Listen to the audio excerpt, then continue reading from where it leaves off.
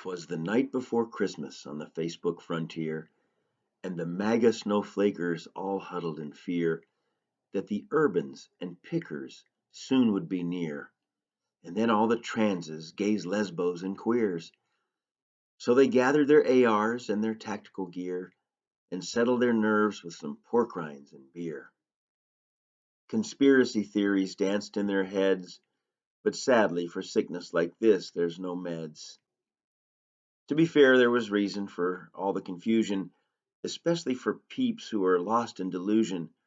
Their fat orange dough king had lost fair and square, but he'd groomed them with visions of fraud and malware, of ballots from China, dead voters, and thieving.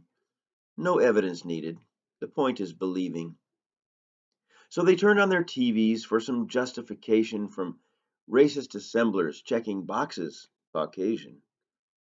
Laura was busy tossing softballs to fools, while Hannity and Pirro played Trump's noble tools, and Ducey and Kilmeade brought the IQs of mules.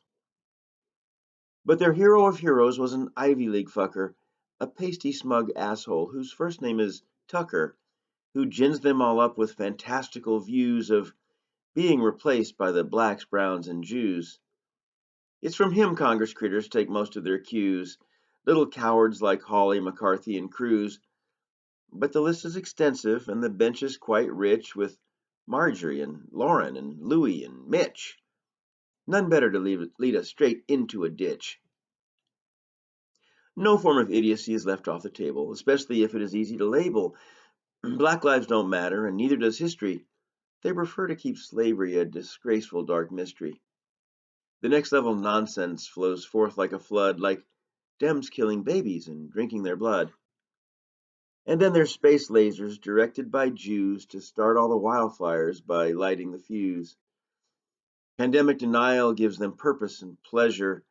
Needless death and destruction is something they treasure.